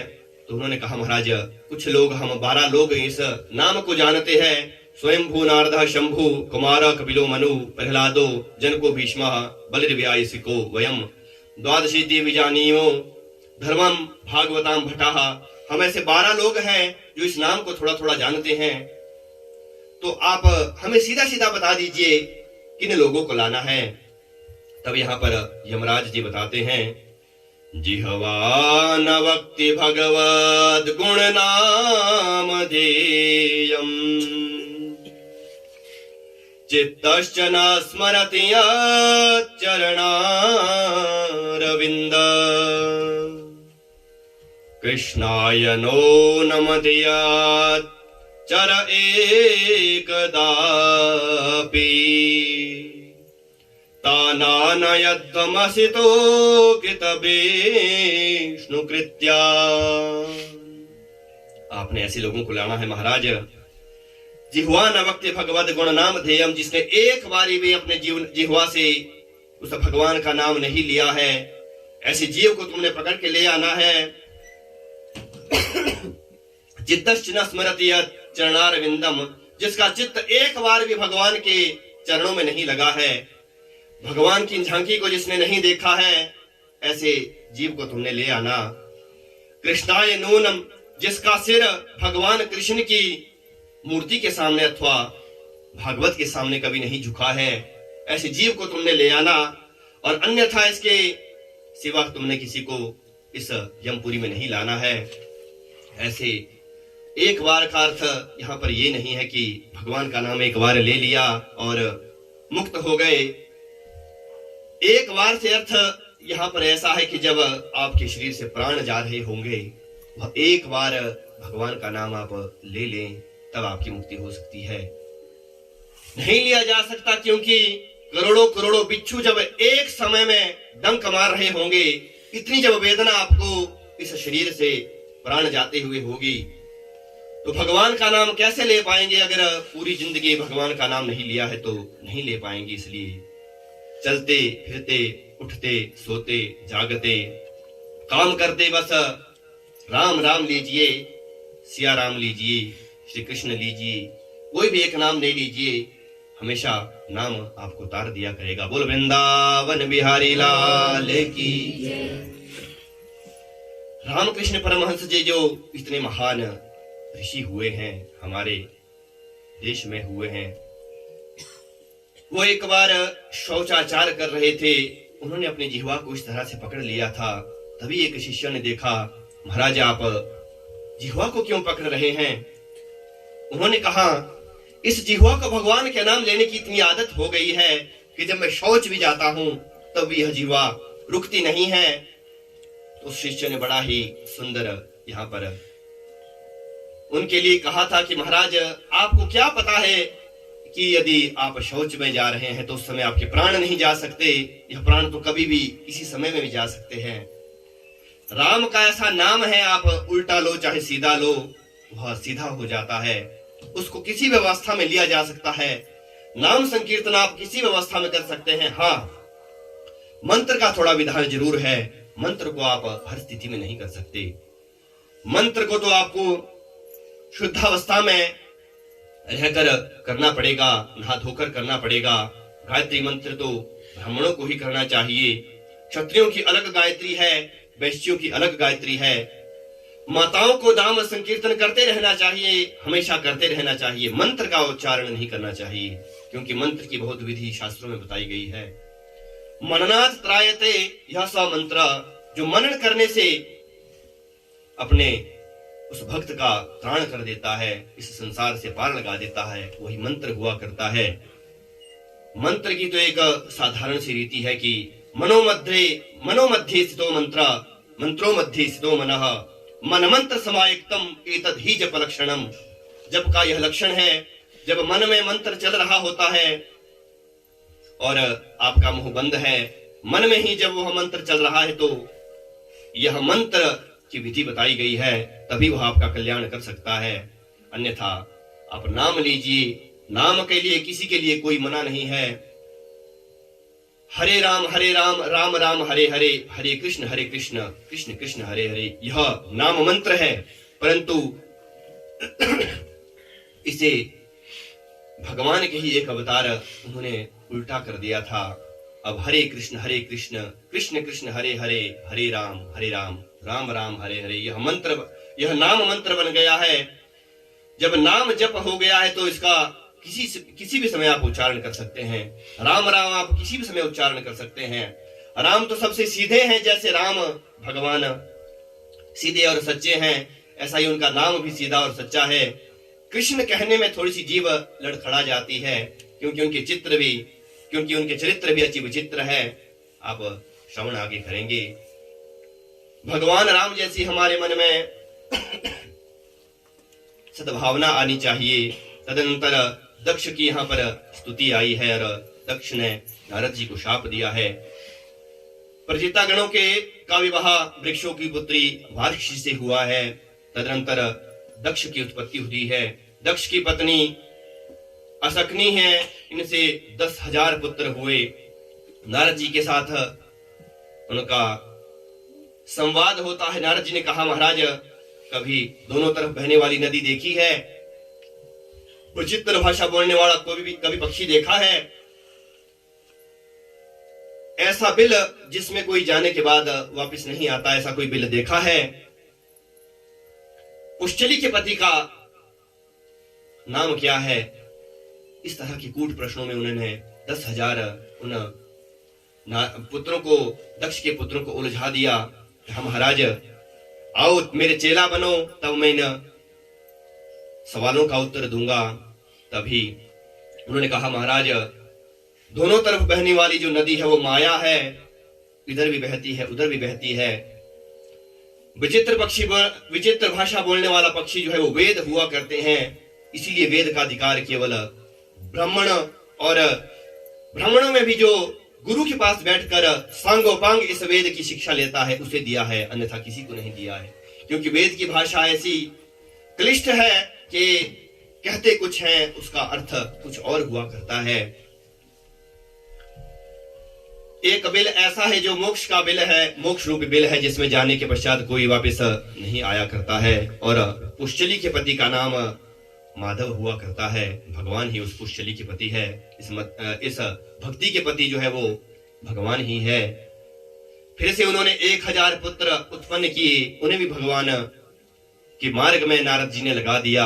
अब दक्ष को बड़ा क्रोध आया, महाराज यह नारद जी तो मेरे सारे पुत्रों को बाबा ही बना देंगे, तब हमारा यह संसार कैसे चलेगा। उन्होंने शाप दिया कि तुम 2.5 घड़ी से ज्यादा कहीं रह नहीं सकोगे, तुम्हारा पैर कहीं टिकेगा नहीं। नारद जी ने भी हाथ जोड़ दिए, महाराज रमता जोगी और बहता पानी एक जगह अच्छे भी नहीं लगते। बहता पानी भी साफ हुआ करता है, जब पानी रुक जाता है तो वह भी खराब हो जाया करता है, इसलिए बहता पानी और रमता जोगी चलता ही अच्छा लगता है। 2.5 घड़ी का शाप मिला है। दक्ष की 60 कन्याएं फिर से उत्पन्न हुई। 27 चंद्रमा को दे दी गई। अश्विनी भरणी कृतिका रोहिणी मृगशिरा, यह 27 नक्षत्र है। यह चंद्रमा के नक्षत्र हुआ करते हैं, पत्नी रूपी नक्षत्र हुआ करते हैं। 13 कश्यप जी को दी, 10 धर्म को ब्याही गई, 2 भूतों को दी, 2 अंगिरा को दी, 2 कृषाश्व को दी और 4 तारक्ष नामक एक कश्यप जी को दी ही। ऐसी 60 पुत्रियों का विवाह कर दिया। तदंतर एक बार देवताओं के जो गुरु है वो बृहस्पति जी भी उनसे रुष्ट हो गए थे। तदंतर त्वष्टा नामक ऋषि को बोला गया। त्वष्टा के पुत्र विश्वरूप को उन्होंने अपना पुरोहित बनाया। विश्वरूप का भी इंद्र जी ने संहार किया। विश्वरूप हवन कर रहे थे, उनके 3 मुख थे। 2 मुखों से तो वह देवताओं के नाम की आहुति दे रहे थे, 1 मुख से वह अपने मातुल पक्ष मामा के राक्षसों के नाम की आहुति दे रहे थे। ऐसा देखकर जब इंद्र को क्रोध आया तो इंद्र ने उनके 3 सिर काट दिए। 3 सिर काटने के पश्चात उन्हें ब्रह्म हत्या लगी थी। सोमरस नामक सुरापीत एक मुख था, जिससे पपीहा पक्षी बना है। दूसरे मुख से गौरिया पक्षी बना है और तीसरे से तीतर नामक पक्षी बना है। इस ब्रह्म हत्या को जब, क्योंकि ब्राह्मण था, ब्राह्मण की हत्या की थी। इस ब्रह्म हत्या को उन्होंने जब वो ब्रह्म हत्या कृत्या बनकर इंद्र को मारने के लिए दौड़ी तो इंद्र को नारायण कवच नामक एक सुंदर उपदेश दिया था। नारायण कवच बहुत दिव्य भागवत में आया है, 6ठे स्कंद में 8वें अध्याय के रूप में है। नारायण कवच जो कहता है उसकी हड्डियों में इतनी ताकत आ जाती है कि एक बार एक विमान वहां से जा रहा होता है तो विमान नीचे गिर जाता है। तभी बालखिल्य ऋषियों ने कहा, महाराज यह एक कौशिक नाम के ऋषि है, इसकी हड्डियों में इतनी ताकत इस नारायण कवच के कारण आ गई है, आप इसका जल प्रवाह कीजिए। तदनंतर वह विमान जा पाया। ऐसा दिव्य यह नारायण कवच है, इसका पाठ सभी कर सकते हैं, थोड़ा क्लिष्ट है परंतु किया जा सकता है। तभी ऋषि त्वष्टा को क्रोध आया, इन्होंने मेरे पुत्र को मार दिया। उन्होंने यज्ञ किया, इंद्र शत्रु विवर्धस्व मां चिरम जाहि विद्विषमः। उसमें थोड़ी सी गलती हो गई। मंत्रों में कोई गलती हो जाए तो वह यजमान के लिए अभिशाप बन जाता है, इसलिए मंत्र कहने का अधिकार सभी को नहीं दिया है। मंत्रो हीनो स्वरतो वर्णतो वा मिथ्या प्रेक्तो न तमर्थमाह सवाग वज्रम ही जीवान हीनस्ति यथेन्द्र शत्रु वृद्धस्व स्वराघात। एक स्वर ऐसा लग गया था उस मंत्र को कहने में कि इंद्र को मारने के लिए मैं इसे पैदा कर रहा हूं, और एक स्वर ऐसा लग गया कि इंद्र के द्वारा मरने वाला वह वृत्रासुर पैदा हो गया। वृत्र कहते हैं यज्ञ को, यज्ञ से ऐसा वृत्रासुर पैदा हुआ और इंद्र को खाने के लिए दौड़ा। तभी दधीचि की बनी हड्डियों से उसका प्राणांत हुआ है। बहुत ही दिव्य यहाँ पर वृत्रासुर ने स्तुति की है। वृत्रासुर बहुत भगवान का भक्त था। पिछले जन्म में वह चित्रकेतु नाम का एक राजा हुआ था, उसके पुत्र की मृत्यु हो गई थी। तदंतर पुत्र के शोक में वह चिल्ला रहा था। नारद जी और अंगिरा ऋषि ने कहा, महाराज क्यों चिल्ला रहे हो? मेरा एक ही पुत्र था, मेरी हजारों स्त्रियां हैं परंतु इन सबके एक ही पुत्र था। उन एक जो सबसे बड़ी माता थी उसकी उनसे अन्य जितनी भी स्त्रियां थी उन्होंने उसे जहर दे दिया था। वह पुत्र मृत्यु को प्राप्त हो गया था। राजा विलाप करने लगा, अपनी स्त्री के साथ विलाप करने लगा। तदनंतर वहां पर अंगिरा जी भी आ गए, नारद जी भी आ गए। कहा, महाराज क्यों विलाप कर रहे हो? यह मेरा पुत्र मर गया। महाराज एक ही मेरा पुत्र था, मेरा सहारा था। तब कहा कि चलो मैं इसे वापस ले आता हूं। जब वह जीवात्मा आई तो कहा तुम्हारे पिता और माता बहुत विलाप कर रहे हैं, तुम इस जीवात्मा में फिर से प्रवेश करो। जीवात्मा ने बहुत सुंदर यहाँ पर उपदेश दिया है। महाराज, कौन से जन्म के माता पिता हो आप? जब यह जीवात्मा शरीर से निकल गया तब तो संबंध समाप्त हो गया। कितनी बार तो तुम मेरे पुत्र बने हो और कितनी बार मैं तुम्हारा पुत्र बना हूं। जब ऐसा सुना तो राजा को वैराग्य हो गया। महाराज, हम तो इसके लिए इतना रो रहे हैं और यह बोलता है कि कौन से जन्म का पिता हो। वहां से वैराग्य हुआ, भगवान की प्राप्ति की। माता पार्वती ने एक बार शाप दिया था, तदनंतर वह वृत्रासुर बना था। वृत्रासुर ने दधीची की हड्डियां से जब वज्र बनाया, वृत्रासुर के लिए जब दधीची की हड्डियों से अस्त्र बनाया तो इंद्र ने वृत्रासुर का प्राणांत कर दिया। वृत्रासुर की ज्योति निकली है, भगवान के चरणों में विलीन हुई है। बोल वृंदावन बिहारी लाल की। तभी परीक्षित जी यहाँ पर प्रश्न करते हैं, महाराज, समः प्रिय सुहृद ब्रह्मन् भूतानां भगवान स्वयं इंद्रस्यार्थे कथम दैत्यान् अवधि विस्मयो यथा। महाराज, हे परीक्षित जी, हे गुरुदेव, परीक्षित जी कह रहे हैं, हे गुरुदेव, भगवान का नाम तो, भगवान को तो समदर्शी कहते हैं, भगवान का एक नाम समदर्शी है, फिर भगवान पक्षपात क्यों करते हैं? दैत्यों का हमेशा अंत करते हैं, देवताओं की हमेशा पक्ष लिया करते हैं, ऐसे वह भगवान क्यों पक्षपात किया करते हैं? यहाँ पर सुखदेव जी गदगद हो गए। महाराज, बहुत अच्छा तुमने प्रश्न किया है। हे परीक्षित, भगवान का नाम समदर्शी तो है, परंतु भगवान की एक प्रतिज्ञा भी है, ये यथा माम प्रपद्यन्ते तांस तथैव भजाम्यहम्। जो मुझे जिस तरह से प्राप्त करना चाहता है वह उसी तरह से प्राप्त कर लिया करता है।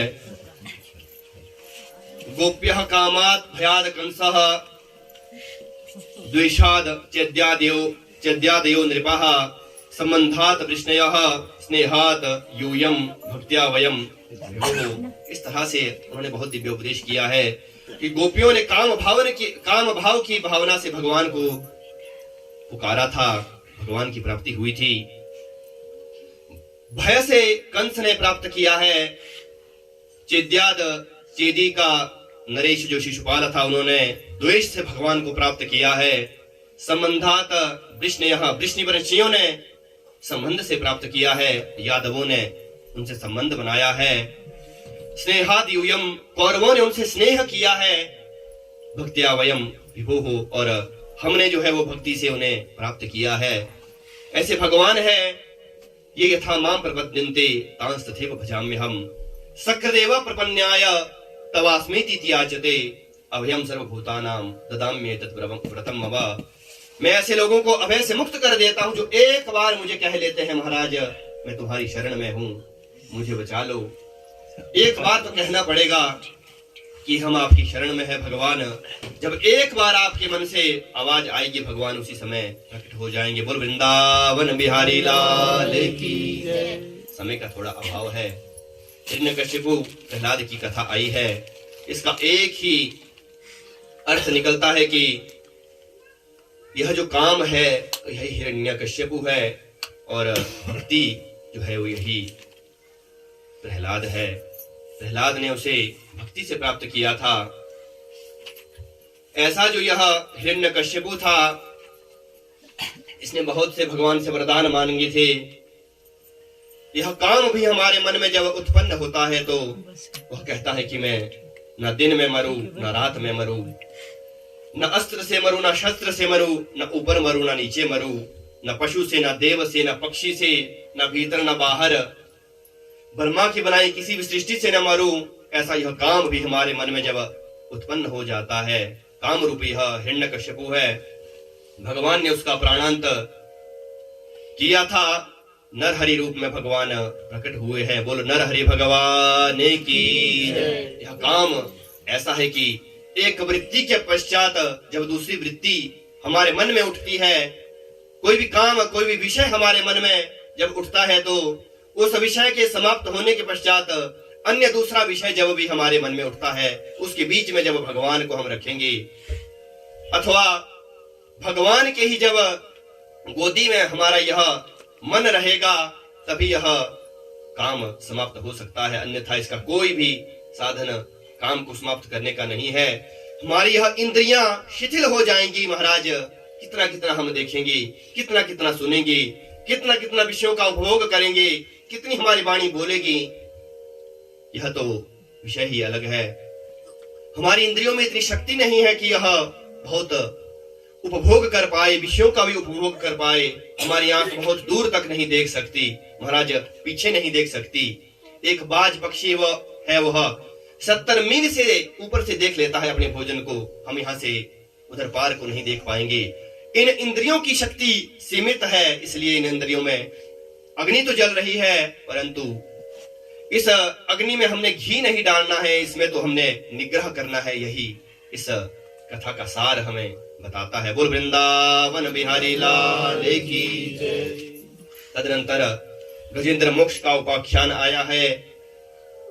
गजेंद्र मोक्ष का भी एक ही भाव मन में होता है। यह सारा जग ही महाराज गज है, और यह काम, यह वृद्धावस्था, जरा, जब हमारा बुढ़ापा, जब हमारा पैर पकड़ लेता है तो हमें भगवान का ही नाम शुरू कर देना चाहिए। इसकी एक ही बात सामने आई है। उस गज ने, उस हाथी ने भगवान को केवल एक पुष्प ही तो चढ़ाया था। क्या कहा था? स्वन्तः सरस्युर्बलेन गृहीत आर्ता दृष्ट्वा गरुत्मतिं हरिं ख उपात चक्रम् उत्क्षिप्य साम्बुजकरा गिरमाह कृच्छ्रा नारायणाखिल गुरु भगवन् नमस्ते। कि नारायण, आपको नमस्कार है। इस गजेंद्र स्तुति का पाठ जो कोई करता है, जिसके ऊपर अत्यंत कोई आपत्ति आ गई है, भगवान का नाम लीजिए, इस गजेंद्र मोक्ष नामक स्तोत्र का पाठ कीजिए। 7 दिन में आपको 7 दिन में आपको भगवान की कृपा प्राप्त हो जाएगी इस गजेंद्र मोक्ष का पाठ करने से। बोल वृंदावन बिहारी लाल की जय। एक पुष्प चढ़ाया था। पुष्प क्या है? पुष्प को सुमन कहते हैं संस्कृत में। यह हमारा सुंदर मन ही सुमन है। इसे भगवान के चरणों में लगाना है। यह जब भगवान के चरणों में लग जाएगा सुंदर मन, तो भगवान कहते हैं कि सनमुख होए जीव मोहे जब ही जन्म कोटि अघनाशहु तब ही। सनमुख होए जीव मोहे जब ही। यह जीव जब मेरे सन्मुख हो जाता है, अपने मन को मेरे अंदर समा लेता है, तो मैं उसे जन्म कोटि, करोड़ों जन्मों के भी जो अग है, वो पाप है, उसे मैं तुरंत चुटकी में समाप्त करके उसे अपने वैकुंठ पद का अधिकारी बना देता हूं। और यहाँ पर क्या कहा है कि भगवान का वह भक्त था, वह गज, वह हाथी भगवान का भक्त था, और जो ग्राह था उसने भगवान के भक्त का चरण पकड़ा था। यदि हम भगवान को न पकड़ सके तो जिन्होंने भगवान को पकड़ रखा है, अगर हम उनके भी चरण पकड़ते हैं, तो पहले भगवान ने आकर उस ग्राह का संहार किया था, मतलब उसे अपने धाम को प्राप्त करवाया था। तदनंतर गज की बारी आई थी। दास दासानुदासः, यहाँ पर एक शब्द आया है।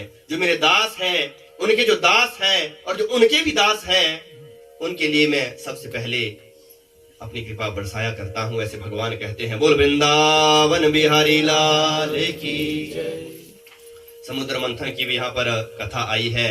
संक्षेप में ही इन कथाओं का हमें श्रवण करना पड़ता है, थोड़ा समय की कटौती है, क्या करें। समुद्र मंथन से भी एक ही बात आप मन में समझिए कि इस मन का जो मंथन है वही समुद्र मंथन है। जब इस मन में बुरे विचार आएंगे तो समझ लीजिए कि हमारे इस स्वर्ग लोक में जो है वो राक्षसों का राज हो जाएगा। काम, क्रोध, लोभ, मोह, मद मात्सर्य, इच्छा, द्वेष, छल, कपट, अविद्या, ऐसे ऐसे जब दुर्गुण हमारे बुद्धि में, हमारे मन में आते हैं तो वह राक्षस जो है वो स्वर्ग में रहा करते हैं।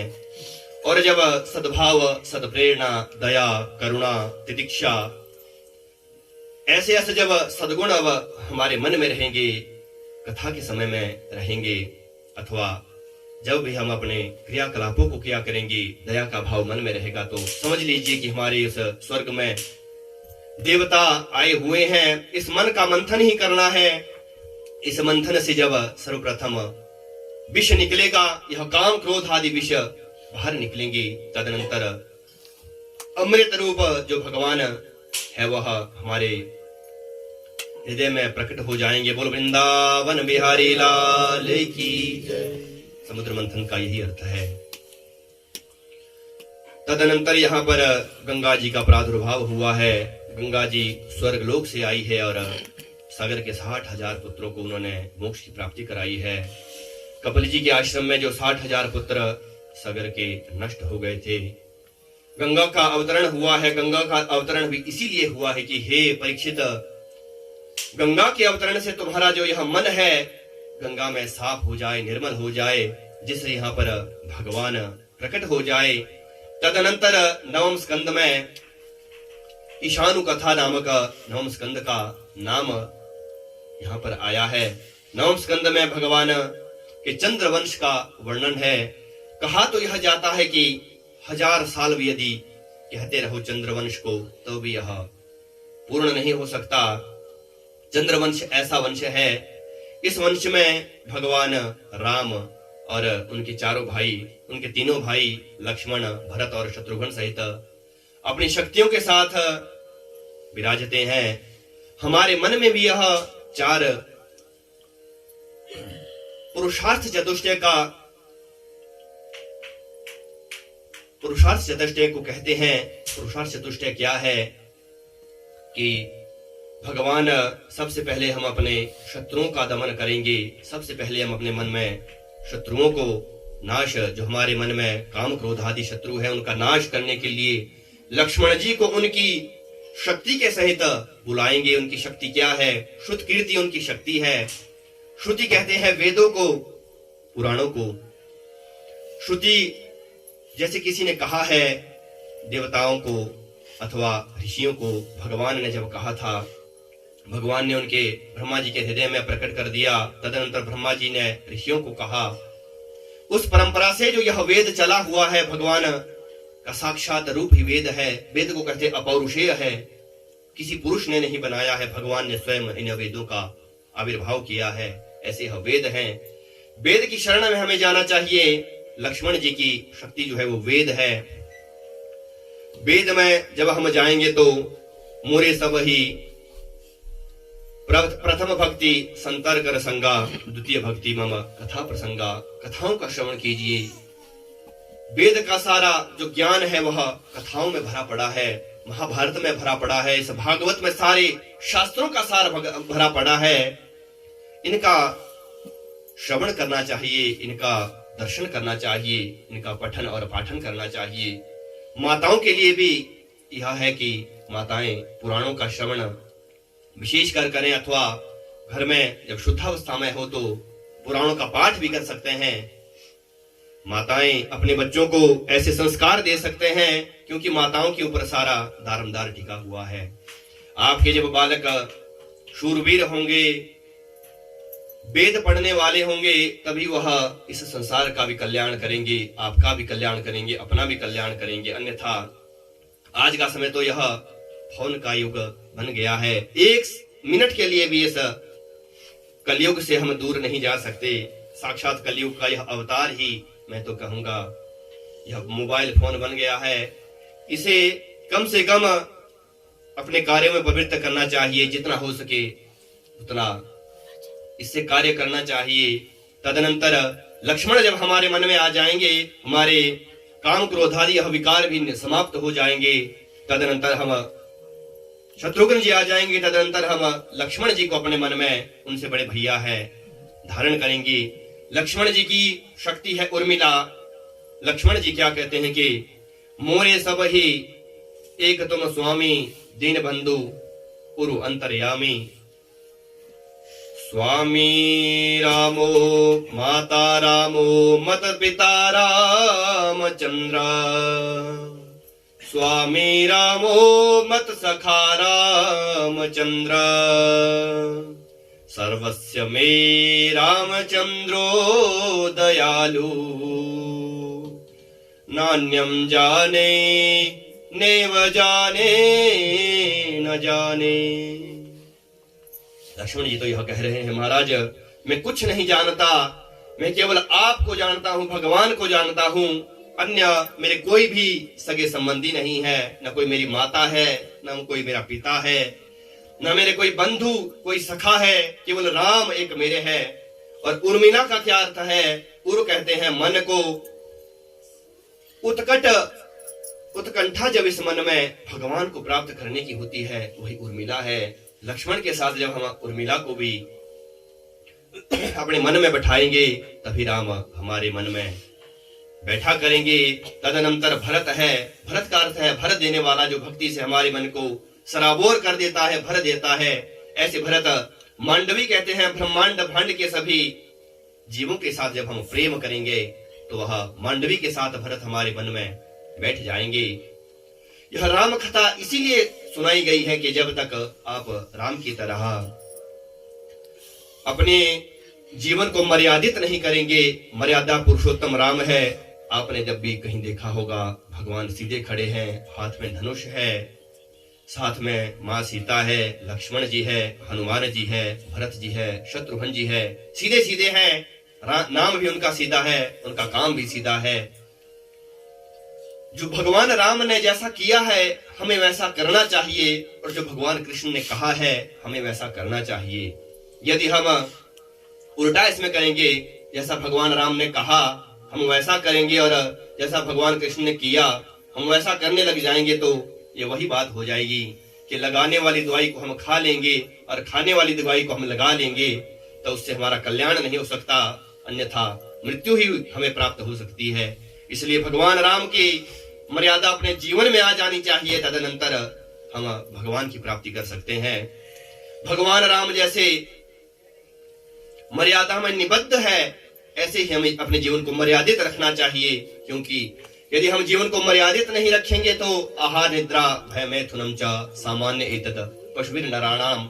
मैं प्रतिदिन कहता हूँ, आहार निद्रा भय और मैथुन यह सब पशुओं में हम में समान है। केवल धर्म को और भगवान को प्राप्त करने का हमारी बुद्धि के पास यह एक अचंभा, एक ऐसा भगवान की शक्ति हमें दी गई है कि हम भगवान को प्राप्त कर लिया करते हैं, कर सकते हैं। तदनंतर जब यह शत्रुघ्न जी भी आ जाएंगे, लक्ष्मण जी भी आ जाएंगे, भगवान राम हमारे मन में आ जाएंगे, भरत के सहित माता सीता के साथ आ जाएंगे। प्रभु जो है वो हमारे मन में रमण करेंगे। रम क्रीड़ायाम धातु से राम बनता है, जो हमारे मन में रमण करे, क्रीड़ा करे, वैसा ही राम हुआ करते हैं।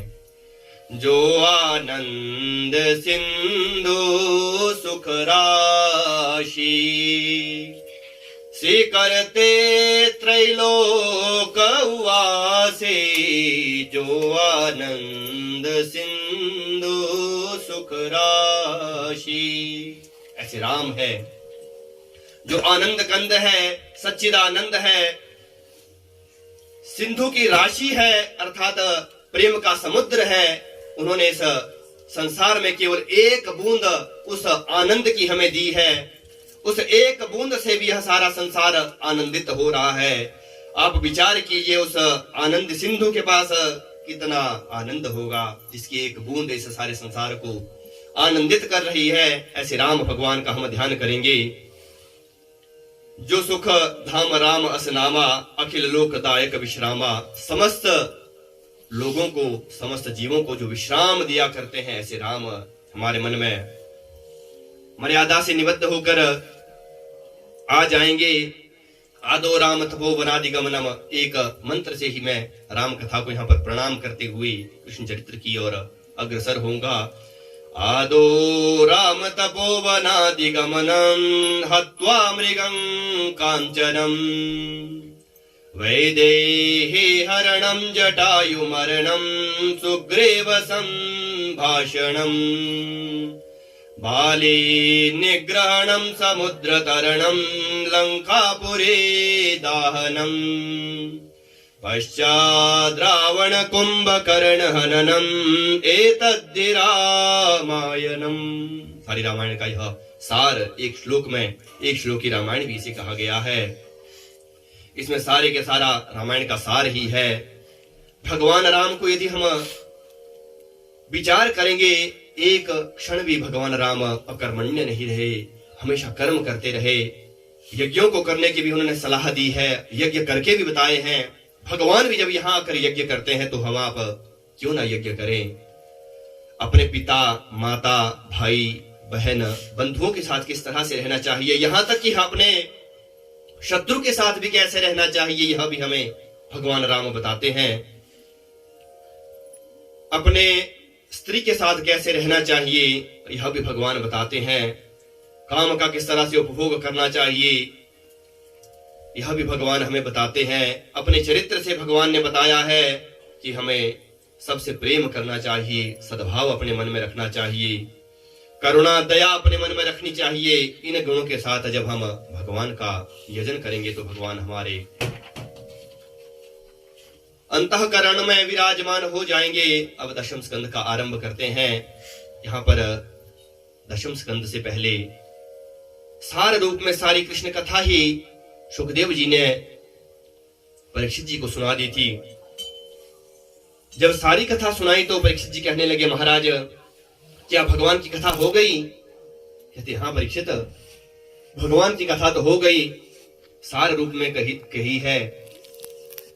तब परीक्षित जी यहाँ पर कहते हैं, कथितो वंश विस्तारो भवतां सोम सूर्ययो राज्ञां चोभय वंशानां चरितं परमाद्भुतम्। महाराज, हे गुरुदेव, हे कल्याण करने वाले मेरे गुरुदेव, करुणा निधान, दया के सागर, हे मेरे गुरुदेव, भगवान की कथाएं हमें सांगोपांग रूप से बताइए, विस्तृत रूप से बताइए। इतनी कथाओं का श्रवण मैं इसीलिए संक्षेप में कर रहा था कि मैं भगवान कृष्ण की कथा विस्तार रूप में सुनना चाहता हूं। सुखदेव जी कहते हैं कि हे परीक्षित, तुम कुछ खा पी लो, तुम्हें 4 दिन हो गए हैं, तुमने कुछ खाया पिया भी नहीं है, कुछ तो तुम्हें पिपासा, क्षुधा और तृषा हुई होगी, कुछ खा पी लो। तदनंतर भगवान की कथा आरंभ करते हैं। अब यहां पर परीक्षित जी कहते हैं, महाराज यह मेरी जीवा, इसी ने तो मुझे आज इस दलदल में फंसाया है। यदि मुझे उस समय में भूख ना लगती तो मैं श्रमिक जी का अपमान ना करता और मुझे शाप ना लगता। यह भूख और प्यास नहीं तो मुझे इस दरवाजे पर आकर खड़ा कर दिया है, परंतु मैं उसे भी भगवान की कृपा ही मानता हूं। आप जैसे ऋषियों का आशीर्वाद मुझे मिला है, इतने ऋषियों का मुझे आशीर्वाद मिला है, यह मेरे लिए शाप नहीं है, यह तो मेरे लिए वरदान ही है। तभी सुखदेव जी कहते हैं, तुम इतने लालायत क्यों हो भगवान की कथा को सुनने के लिए? तो सुखदेव जी ने जब इस तरह से पूछा तो परीक्षित जी कहते हैं, महाराज मेरा तो उनसे गर्व का रिश्ता है। गर्भ में जब मैं मृत प्राय हो गया था, मैं समाप्त ही हो गया था, भगवान वहां पर आए थे, अपनी दिव्य छटा को मुझे दिखाया था और अमृतमयी इन आंखों को देखते ही मेरे अंदर प्राण आ गए थे। महाराज हमारा तो सहोदर का रिश्ता है, मेरे भाई लगा करते हैं और मेरे इष्ट देव भी है, आराध्य भी है, मेरा तो बहुत नाता उनसे है। जिस प्रकार यह कौरवों का हमारा वंश है, कौरवों के सामने मेरे पितामह कुछ ही थे, 5 थे महाराज। ऐसे ऐसे वहां पर शूरवीर थे, कृपाचार्य, भीष्म पितामह इत्यादि बहुत से शूरवीर थे, जो भगवान को भी और देवताओं को भी यहाँ पर ले आने का सामर्थ्य रखते हैं, ऐसे इस अंधड़ से, ऐसे इस खाई को हमारे दादाओं ने, पितामहों ने इस तरह से पार कर दिया जैसे एक बछड़े के पैर से पड़े हुए गड्ढे को व्यक्ति स्वतः पार कर जाता है, उससे कोई उसे भय नहीं होता, क्योंकि वह तो छोटा सा एक गड्ढा है महाराज, इसमें कौन डूब सकता है। ऐसे इस महान महाभारत रूपी युद्ध को जो जीता है वो ऐसे ही जीता है जैसे एक छोटे से बछड़े के गड्ढे को कोई व्यक्ति पार कर जाता है। महाराज मुझे उनकी कथाएं सुनाइए। तब जब इस तरह से उन्होंने कहा, देखो परीक्षित, भगवान की कथा जो है वो तीन तरह से तीन लोगों का कल्याण किया करती है।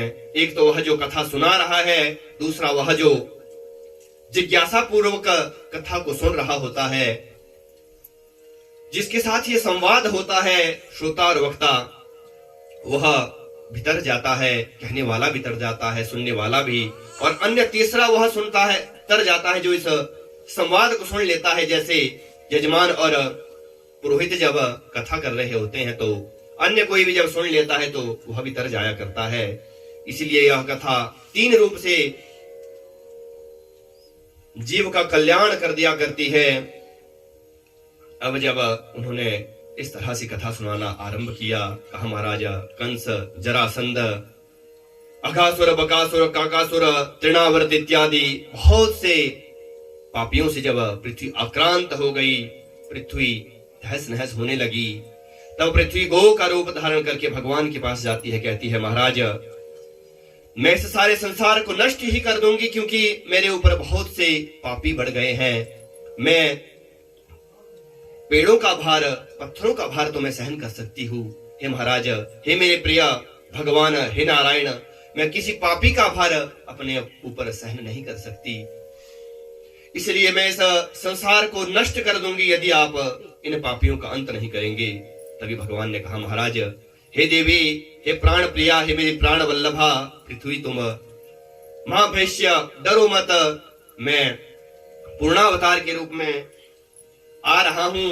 और तभी भगवान ने अपनी शक्ति को गोकुल को भेजा है, जो मां राधा रानी है। बोल वृंदावन बिहारी लाल की जय, राधे रानी सरकार की जय। राधा जी भी आ गए, समस्त देवताओं को भी कहा महाराज आप भी किसी न किसी रूप में वृंदावन, गोकुल, मथुरा कहीं ना कहीं चले जाइए, ब्रज में चले जाइए। और ब्रज का तो 84 कोस का दायरा हुआ करता है। उस ब्रज को भगवान ने कहा कि ये मेरा धाम है, इसमें मैं हमेशा रहा करता हूँ। जब सभी को आज्ञा दे दी, भद्रकाली, दुर्गा इत्यादि नाम आपकी पड़ जाएंगे, हे देवी आप जाइए और यशोदा माता के गर्भ में चली जाइए। जब वहां से वसुदेव जी मुझे ले आकर माँ यशोदा के पास रखेंगे, आप आ जाना, कंस को तुम शाप भी दे देना और कंस के हाथ से तुम छिटक कर भद्रकाली का रूप धारण कर लेना, भगवती का रूप धारण कर लेना। तुम्हारी बहुत सी नामों में पूजा हुआ करेगी, जयंती के रूप में तुम्हारी पूजा हुआ करेगी। जयंती मंगला काली, भद्रकाली, कपालिनी, दुर्गा क्षमा, शिवा धात्री, स्वाहा स्वधा नमोस्तुते। अनेकानेक आपके नाम पड़ जाएंगे। जीव माँ के रूप में आपको पूजा करेंगे और माँ के गोद में जैसे बालक अटखेलियां करता है, आप भी उसी तरह से उस जीव का कल्याण कर दिया करना। ऐसे आप जाइए हे देवी, मैं भी यहाँ से मथुरा की तरफ जाता हूँ। मथुरा के राजा जो उग्रसेन जी थे, उनके एक पुत्र कुपुत्र कंस हो गया था। कसी हिंसायाम धातु से कंस शब्द बना है, जिसकी प्रवृत्ति हमेशा हिंसा में हुआ करती है, मारने में हुआ करती है, वह कंस हुआ करता है। कंस ने अपने पिता को पकड़ा और जेल में डाल दिया। बहुत क्रूर वह कंस था, सारी प्रजाओं के ऊपर भी अत्याचार किया करता था। तब कंस ने सोचा कि क्यों ना मैं भी थोड़ा सा दयालुता दिखाऊं। अब कोई जब इस तरह का पापी व्यक्ति दयालुता दिखाएगा तो जीव भी यही समझता है कि बहुत दयालु होगा महाराज। उसने क्या किया कि अपने एक चचेरी बहन थी जिसका नाम था द्रौपदी, जिसका नाम था देवकी, देवक की बेटी देवकी थी। देवकी को उसने विवाह करना चाहा, वसुदेव जी के साथ शूरसेन जी के पुत्र जो वसुदेव जी थे, उनकी बहुत सी रानियां थी, रोहिणी इत्यादि 8 रानियां उनकी हुआ आई है। उनके साथ वसुदेव जी के साथ बड़े धूमधाम से आज विवाह करने लगा, मोटे मोटे आंसू भी बहाने लगा है, बहुत सा दान दक्षिणा यज्ञादि करवाने लगा। लोग भी यह समझने लगे नहीं, महाराज कंस जैसे एक नारियल हुआ करता है ऐसे हैं, ऊपर से तो बहुत कड़क है, अंदर से बहुत नर्म इनका मन है। कितना आज दान दे रहे हैं, सभी प्रजाजनों को भी दान दे रहे हैं। हमें तो लगता है कि कुछ प्रारब्ध ही ऐसा होगा जिस तरह से इनके मन में कुछ ऐसा आ गया, नहीं तो ये तो बहुत ही सौम्य स्वभाव के हैं। तभी जब कंस अपनी बहन और बहनों का रथ भी हाँकने लगा, देवताओं को यह सहन नहीं हुआ। महाराज ऐसा दंभी, ऐसा प्रपंची यह कंस है कि आज सारे लोग सोच रहे हैं कि यह इतना दयालु कैसे हो गया। तभी आकाशवाणी होती है, अस्यास्त्वाम अष्टमो गर्भो हंतायाम वहसे बुधा। देख कंस, जिस बहन का रथ तू आज बड़े प्रेम से ले जा रहा है, उसी का एक 8वां पुत्र होगा जो तेरा काल होगा, जो तुझे समाप्त कर देगा। ऐसी जब आकाशवाणी उस कंस ने सुनी, महाराज लगाम को छोड़ दिया, कटार निकाली, अपने तलवार निकाली है अपनी म्यान से, और उस अपनी बहन का सिर पकड़ा है और आज उसे मारने ही वाला था। तभी वहां पर वसुदेव जी कहते हैं, महाराज आप क्यों इसे मार रहे हैं? वसुदेव जी ने बहुत दिव्य उपदेश किया है। भगनी हंतु मारब्दः खड़ग पाणी कचे अग्रहीतः। तभी वहां पर बहुत दिव्य उपदेश यहाँ पर दे रहे हैं कंस को, परंतु कंस कहाँ मानता है। कंस के ऊपर तो काल सवार हो गया, नहीं मैं आज इस बहन को नहीं छोड़ूंगा। वसुदेव जी कहते कि हे कंस, मृत्युर्जन्म बताम वीरा देहेन सह जायते अद्यवाप्त शतान्ते वा मृत्युर्वे प्राणिनाम ध्रुवः। मृत्यु तो अटल है, आज ना हो तो 100 साल के बाद हो, परंतु एक ना एक दिन मृत्यु तो होनी ही है। तुम क्यों अपनी बहन का दयाया भगनी पात्रम, दया की पात्रा जो है वो भगनी हुआ करती है, बहन के साथ कभी द्वेष नहीं करना चाहिए। बहन तो दया की पात्रा हुआ करती है। ऐसी जब बहन को फिर भी नहीं छोड़ता, बहुत सा उपदेश दिया है, साम दाम दंड भेद, इन चारों नीतियों से जब समझाया, नहीं समझा। तभी उन्होंने कहा, महाराज एक काम करते हैं, तो आप एक काम कीजिए, आप जितने भी इसके पुत्र होंगे उन्हें ले लेना, मैं आपको दे दूंगा। मैं यह प्रतिज्ञा करता हूं। यह कंस भी आज जानता है कि वसुदेव जी तो सत्यवादी है, सत्य को धारण करने वाले हैं। जब इन्होंने एक बार प्रतिज्ञा कर दी है तो इसका अर्थ है कि ये अपने प्रतिज्ञा के ऊपर अटल रहेंगे। तभी उन्होंने छोड़ दिया, ठीक है महाराज जाइए। अब उन्हें जेल में बंद कर दिया। जेल खानों में 7-7 दरवाजे, 7-7 ताले, अंधी कोठरी, काल कोठरी, जहां पर अपना हाथ भी ना दिखे, इतना अंधेरा जिस काल कोठरी में था। हाथों में हथकड़ियां लग गई, पैरों में बेड़ियां लग गई। दोनों वसुदेव और देवकी भगवान का नाम लेते हैं। तभी उनके एक सुंदर पुत्र उत्पन्न हुआ, वह कंस के पास ले जाने लगे। देवकी कहती है, प्रभु एक मेरा पुत्र हुआ है, इसे मत ले जाइए, आज रो रही है, भिगलक रही है। आप विचार कीजिए, जिस माता से नवजात शिशु को अलग कर लिया हुआ जाता है तो वह क्या सोच रही होगी।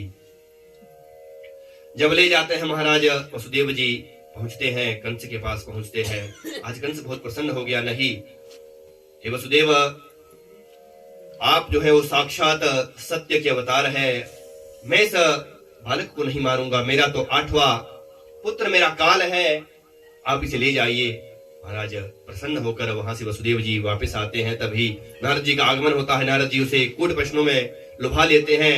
नीचे 8 रेखाएं देकर बताते हैं कि बोल कंस, इसमें से कौन सी 8वीं है, कौन सी पहली है। यदि हम पहली को पहला मानते हैं फिर तो 8वीं आएगी, हम दूसरी को पहला मानते हैं तो यह तो पहली 8वीं आ जाएगी। इस तरह से जब कूट प्रश्न में उलझा दिया नारद जी ने, नारद जी का अपना नारद नीति है, क्योंकि यदि कोई पापी बहुत अधिक पाप करने लगे तो उसे इतना भड़का दो कि उसका प्राणांत ही हो जाए। और जब तक यह कंस बाल हत्या का पाप अपने सिर पर नहीं लेगा तब तक भगवान भी नहीं आएंगे। नारद जी ने ऐसा सोचकर उसे उलझा दिया। दौड़ा दौड़ा जाता है महाराज वसुदेव जी के हाथ से उस नवजात शिशु को पकड़ता है, सिर पर से घुमाता है और नीचे पत्थर के ऊपर पटक के मार देता है। आज उसका प्राणांत हो गया। इस तरह से 6 पुत्र देवकी के उस पापी अत्याचारी दुराचारी कंस ने मार दिए। 7वां जब गर्भ रहा तो मां देवकी सोचने लगी, भगवान कृपया इस गर्भ को नष्ट कर दो। तभी दाऊ जी के रूप में भगवान शेष ही उस गर्भ में आ जाते हैं। बोली शेष रूपी भगवान की जय। शेष को संकर्षण भी कहा है, वहां से उठाया है, रोहिणी माँ के गर्भ में डाला है। रोहिणी माँ जो गोकुल में यशोदा माँ के साथ रह रही थी, उनके गर्भ में उसे संकर्षण कर दिया। 7वां गर्भ गिर गया। अब 8वां पुत्र जो भगवान नारायण कृष्ण के रूप में आएंगे, वह गर्भ में आ जाते हैं। गर्भ में आने के पश्चात बहुत दिव्य इनकी स्तुति देवताओं ने की है। आज देवता उस कारागार में पहुंच गए थे। मां और वसुदेव जी को तो निंद्रा थी। सभी देवताओं ने ध्यान किया। महाराज सत्यव्रतम सत्यपरम त्रिसत्यम सत्यस्य योनिम निहितं च सत्ये सत्यस्य सत्यामृत सत्यनेत्रम सत्यात्मकं त्वां शरणं प्रपन्न। आप तो सत्य रूप है, सत्य सत्य कहकर ही भगवान की अभ्यर्चना की है। महाराज आपका स्वागत है। हम भी चलिए थोड़े से भगवान को मनाते हैं। स्वागतम कृष्ण शरणागतम कृष्ण स्वागतम कृष्ण शरणागतम कृष्ण स्वागतम सुस्वागतम शरणागतम कृष्ण स्वागतम सुस्वागतम शरणागतम कृष्ण स्वागतम कृष्ण शरणागतम कृष्ण स्वागतम कृष्ण शरणागतम कृष्ण। बोले बालकृष्ण भगवान की। भगवान गर्भ में आए हैं। देवताओं ने बहुत दिव्य स्तुति की है। अत सवरव गुणोपेता कालः परम शोभनम यह येरवाजनर मरक्ष्यम शांतारक्ष ग्रहतारकम। वह सुंदर समय आ जाता है।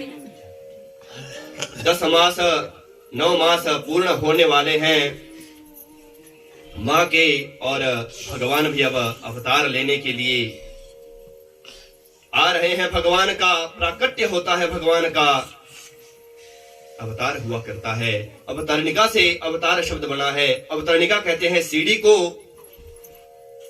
जो जीव भगवान के पास ना पहुंच सके, महाराज सीढ़ी ऊपर के लिए भी होती है, नीचे के लिए भी होती है। जो जीव तो ज्ञान का मार्ग, योग का मार्ग पकड़ लेते हैं, संत पकड़ लेते हैं, वह तो भगवान के पास ऊपर पहुंच जाते हैं। परंतु जो निकृष्ट जीव ऐसे होते हैं जो भगवान का नाम भी ना ले पाए, भगवान की प्राप्ति ना कर पाए, उस सीढ़ी में ऊपर नहीं चढ़ सकते, तो भगवान से कहते हैं महाराज क्या ये ऊपर के लिए ही है, ये नीचे के लिए भी है। आप क्यों ना इस सीढ़ी से हमारे पास नीचे आ जाइए। भगवान का अवतार हो रहा है। भगवान का अवतार होता है, कैसे होता है कि रोहिणी नक्षत्र आ गया, सारे ग्रह तारा शांत और सौम्य हो गए, दिशाएं भी अब स्वच्छ हो गई है, आकाश मंडल में तारे जगमगा गए हैं। भादो का महीना आ गया, कृष्ण पक्ष आ गया, अष्टमी तिथि है, रात्रि के 12 बज रहे हैं। सभी गांव के जो हीरे जवाहरात की खाने थी वह जगमगा गई हैं, और नदियों का जो यह जल है वह निर्मल स्वच्छ हो गया है। तदनंतर रात्रि में जो सरोवरों के कमल थे वो भी खिल गए हैं। वृक्षों में अपने आप पत्तियां और बहुत से पुष्प के गुच्छे लग गए हैं। पक्षी जो है वो चहचहा रहे हैं। सारे के सारे देवता भी स्तुति कर रहे हैं। पवित्र शीतल मंद सुगंध बह रही है। ब्राह्मणों के जो यज्ञ कुंड थे उसमें अपने आप जो है वो अग्नि का प्रादुर्भाव हो गया है। स्वर्ग के देवता मृदंग दुंदुभी बजा रहे हैं। गंधर्व किन्नर भी आज नाच रहे हैं। अप्सराएं गा रही है। आनंद की वर्षा हो रही है। भगवान के ऊपर पुष्पों की वर्षा करवा रहे हैं। बादल थोड़ा थोड़ा गरज रहे हैं, थोड़ा थोड़ा बरस भी रहे हैं। जन्म मृत्यु के जो इस चक्र से छुड़ा देते हैं, ऐसे अंधकार में जैसे पूर्व दिशा से 16 कलाओं से परिपूर्ण चंद्रमा उत्पन्न होता है, ऐसे ही वह जो निर्गुण निराकार निरूप निरीह है आज सगुण साराकार स्वरूपमान होकर के हमारे सामने समुपस्थित हो गए हैं। बोले बाल कृष्ण भगवान की। भगवान का प्रादुर्भाव हो जाता है। तमद्भुतम बालकमम्बुजेक्षणम् चतुर्भुजं शंख गदायुधायुधम् श्रीवत्सलक्ष्मं गलशोभिकौस्तुभम् पीतांबरम सांद्रपयोदसौभगम्। भगवान का अवतार हुआ है। कैसे यह भगवान है कि अद्भुत बालक के रूप में तमद्भुतम बालक अंबुजेक्षणम, कनक के समान स्वर्ण के समान जिनकी कांति है, स्वर्ण के समान जो चमक रहे हैं। चतुर्भुजम जिनके 4 हाथ लगे हैं, जिसमें एक में शंख है, एक में चक्र है, एक में गदा है, एक में कमल का पुष्प है, गले में तुलसी की माला है। कौस्तुभ मणि जो है वो चमचमा रही है। श्रीवत्स का जिनके हृदय पर चिन्ह है। और ऐसे भगवान वर्षाकालीन जैसे मेघ थोड़े थोड़े काले श्याम वर्ण के हैं, ऐसे श्याम वर्ण के भगवान का आज प्रादुर्भाव हुआ है। बोले बाल कृष्ण भगवान की, सनातन धर्म की, श्रीमद् भागवत महापुराण की। अद्भुत बालक का आज जन्म हुआ है। आप सभी को भी बाल कृष्ण जी के प्राकट्य के उत्सव की बहुत बहुत बधाइयां हैं। आज की कथा को हम यहीं विराम देंगे। भगवान के प्रादुर्भाव से आज की कथा को हम संपन्न कर रहे हैं। आप सभी के हृदय में विराजमान उस पर शक्ति, परात्पर शक्ति, पर ब्रह्म परमात्मा को मैं प्रणाम करता हुआ और ज्ञान से आपकी क्रिया बने, उससे आप अपने जीवन में कुछ ज्ञान को उतारे, स्मरण करें, मनन करें और उसका निधिध्यासन करें। इसी भावना के साथ अपनी वाणी को विराम देता हूँ। बोल वृंदावन बिहारी लाल की जय।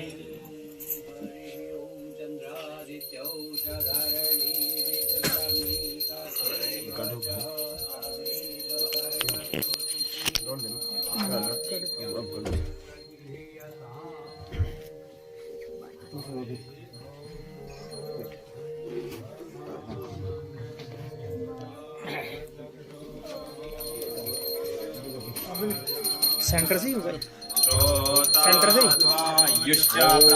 हरि ओम अग्नि ज्योति ज्योति अग्नि स्वाहा।